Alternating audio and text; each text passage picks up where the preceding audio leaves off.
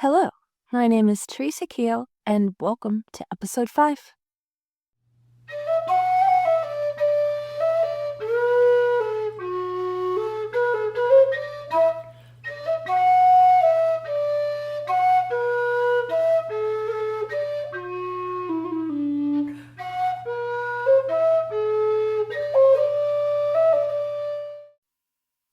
Today is May 31st, and we are wearing the first finished object of today, and it is the Mila hooded vest. Super exciting. This is one of my favorite knits that I have made in a very long time.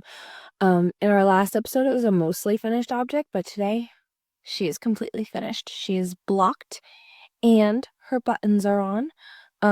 These are bronze looking buttons that I picked up from my local yarn store, the Nitty Gritty Yarn Girl. And I love her. I have been wearing her consistently. In somewhat warm weather and somewhat cool weather. In May, she has been incredibly wearable. I don't have too many updates since she was mostly finished the last time, though I did forget to mention that I had to readjust the pickup along the armhole. You can see the exact rate in my project notes on Ravelry, and she's amazing. I can't say anything else.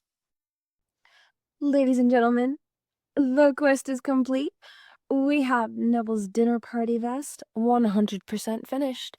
The armhole ribbings ended up being a 3 out of 4 pickup, and I'm happy with them.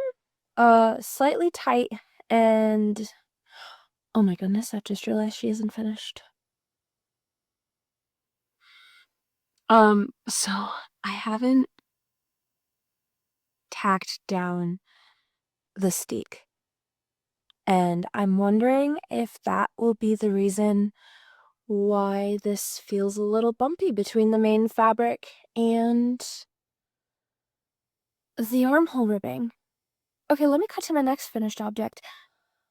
3 out of 4 stitches pickup worked, but I need to tack down the steek. Okay, we're gonna actually move on from that Neville's dinner party vest chaos. She'll be finished at some point and it'll be fine. But the next thing to talk about is the pair of socks that I was making for my friend, and they are the Ruki by Yuka or Yuka. Please let me know if you are aware of the correct pronunciation of her last name. My gauge on the second sock was way tighter. My friend is very, very kind and tells me that she's worn it a couple times and now they fit, but I'm considering making her a third sock to make sure that they're more of an even tension between the two. We'll see.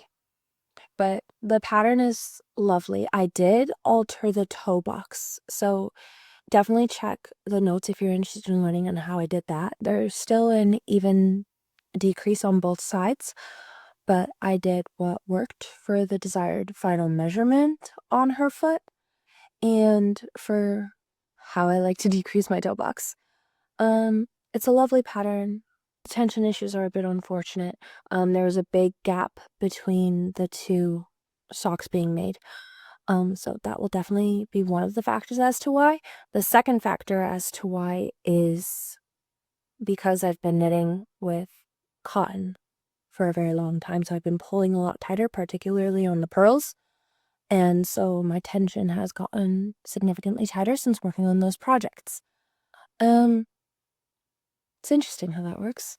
But overall, I'm happy with the socks. It's a lovely design. I would recommend them. They're very cute. If I make them for myself, I'll definitely be doing a 72 stitch instead of the 64. And yeah, it's a nice design. I would recommend. Okay, let's move on into mostly finished and works in progress. My mostly finished object is still the Soho top. I have not convinced myself to go back and readjust the armhole I-cord, but it'll happen. I also haven't worn the piece since, so I should probably do that. It won't take that long. It'll take literally a day, maximum. It'll probably take like 2 hours. I haven't worked up the courage to do it. It'll happen. In the meantime, one of my works in progress is the Kutar socks by Sari Nordland. They're the most intricate sock that I have attempted so far, and I decided to make them in black because I have a few pairs of black shoes that I think would look well with black lacy socks. This is another pair that I started a while ago. I am still on the first sock, so I can look at the tension comparatively between where I picked it up and where I started. But it is something I'm slightly worried about, but I'll just keep my eye on it and adjust it as it goes. This pair of socks is for me, so I'll be able to deal with any repercussions much more than the pair I made for my friend. Now, the first time I had done the heel flap and heel turn and started working the gusset decreases, I was holding a reinforcement thread with it, and I was only holding it on the bottom of the sock. So I was basically doing what I think is intarsia in the round, and it was horrible. So I ripped back through the heel flap and just knit it up in the same single strand, which won't be as strong, but is a much better knitting experience, and I don't have the capacity to go in and readjust the tension of that intarsia every single round. I just don't want to, so I'm not gonna. The socks are lovely. There's no point in showing them up here on the camera, so I'll put a B-roll. Yeah, I'm looking forward to see their final object. It's a bit intimidating that I have to make another one, but like it goes with sock knitting, once I work on it consistently, it'll fly, and then they'll be done. I'm not a person who really suffers from second sock syndrome, other than the getting started. So as long as I start the second sock right away and keep working on it pretty regularly, the second sock tends to go faster for me, which is nice. And I don't have much else. Oh, yes, I do. So the Sari Nordland sock sizing is a little bit upsetting, because I tend to fall somewhere between a 68 and a 72 stitch sock, but most of her patterns are only up to a 64, which is not going to work for me with the cast on specifically. I think with lace it'll be fine in the body of the sock, but for the cuff, I worked 72 stitches and then decreased on the first round going into the lace pattern. So that should help the fit. And I'm happy with that choice. It seems to be working out well so far. And that is my final note for the Kutar socks. Let's move on to the Finch sweater. All right, the last time we spoke about the Finch sweater, I was working this sleeve bottom up as my first pattern piece. It's written in the pattern to be worked flat and then seamed. Now, this was a great learning opportunity because I'd never worked color work flat before, and I can confidently say that I much prefer to work it in the round, as many people do. So I decided that I was not going to continue working the pieces flat. Furthermore, working it flat meant a tighter tension for me. And even though many of the project pages say that this ends up being an oversized sweater, since I'm working the size small, I don't mind if it's even more oversized. That'll be okay with me. It's much more comfortable to work in the round, as you can see. We have cast on in the round. My first row, the tension is off, so there's a little bit of bunching there. I'm going to do my best to block it out and just make sure that I'm do it better in the future, but my subsequent motifs are looking nice and even. I'm about just over halfway through one of the center star motif, which is quite exciting. If we use this, what I'm calling swatch for comparison, I have worked up to about here. And yeah, it is definitely much more enjoyable to be working in the round. It did take some maths though. I had to find a least common multiple of each motif's stitch repeat, and all of them fit into 8 except for one. But it did have a close enough repeat so that I'm just gonna work a background stitch at the beginning of round, 2 background color stitches at the halfway point, and then another right before the beginning of round. And that's what I had planned to work on the sleeves anyways, because with the increases and decreases, it'll just be really tricky to keep track of that. So I think that'll be a really nice solution. Now, the reason I wanted to work this soon was so that I could create a colorwork dress for the wedding we'll be attending in September. And my attention is being pulled 5 billion different places, and I haven't made as much progress on that goal as I'd like. I'm starting to get a little worried because the dress is going to take a while, especially since I'm self-drafting it. But on the other hand, I'm going to knit on what I feel like knitting on. Yeah. When I get to the armholes, I'm not sure which way I'm going to proceed. Now, I could create a steek for the armholes, keep working in the round, create a steek for the back neck if I need to, or the front neck if I need to, whatever it be, for the shaping purposes.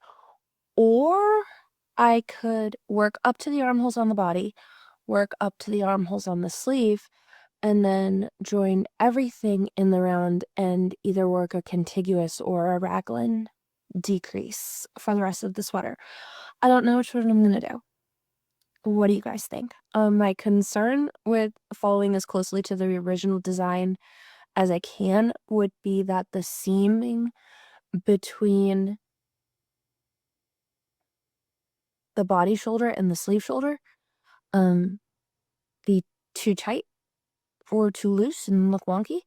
But on the other hand, if I know exactly how many stitches are in the vertical of the armhole, then I can just adjust the increases on the sleeves to make sure it's a perfect match. So we'll see. I would also consider working the steek because if I work the full body, steek the armhole sleeves, block it, lay it flat, and work some funny angle measurements, then maybe I can see if short rows added to the sleeves would be beneficial or not. Let me know your thoughts. The mind of a crazy knitter. Yeah, she hasn't gotten the attention that I want to have given her, but she's coming along. And yeah, I don't have too much to say on it because she hasn't been given as much time as I'd like. And I think that's a really good place to end talking about the Finch sweater for now.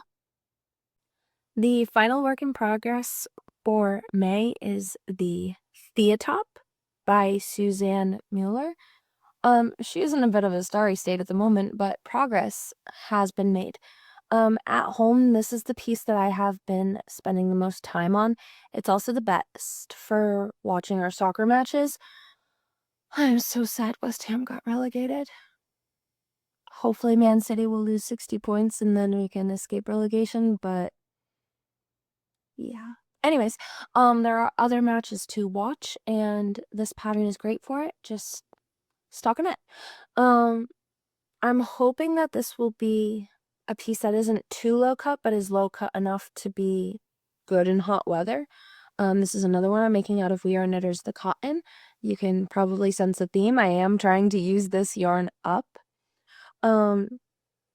which leads me to some of their questions that we'll address later. So far, this pattern has been going smoothly enough. I did use a Judy's Magic cast on instead of the provisional cast on recommended in the pattern.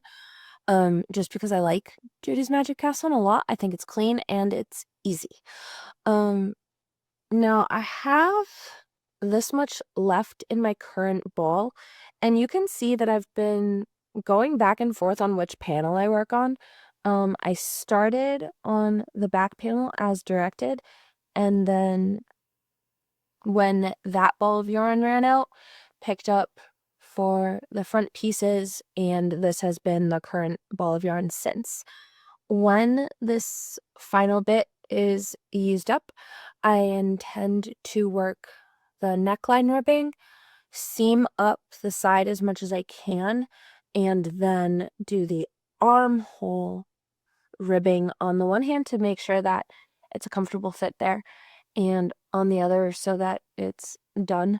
I'm gonna keep working flat. That is something I modified. The pattern has you work the body on the round, but I don't want to deal with tension issues, so I've just been working them flat. Once I finish the stockinette section, I'll complete, I just said finish too many times. I'll continue seaming up the sides until they're done, and then work the final ribbing in the round and finish it with the tubular bindles. And that is my plan for the Thea. And then I'll need another easy pattern to watch soccer games with. But that's okay. Now, about this yarn issue. So I kind of accidentally ended up with a large quantity of the sandstone color of We Are Knitters the Cotton. And I have to decide on whether I'm going to keep making summery tanks with it, or whether I want to make like one of those sweaters or cardigans that kind of look like a fishnetting. We'll see. What do you think? What should I do? Anyways, that is the Thea top. I'm really excited to see how she turns out. It's a pattern I've had on my favorites for a very long time. Definitely one of the first patterns I saw when I was looking at Ravelry as a beginner. And yeah, I'm happy to see where she goes. All right, so to wrap up our May episode, I did want to touch on the fact that I have not worked on my lace weight hat, regardless of how pretty that periwinkle yarn is.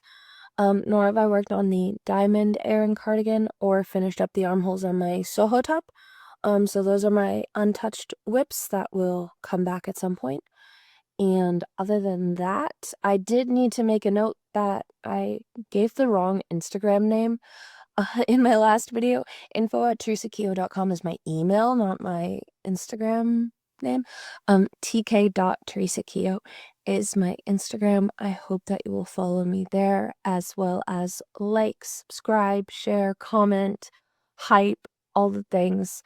I would appreciate it, and I hope that you have an excellent month. I'll see you in June, which is my birthday month, and I hope you have a good day.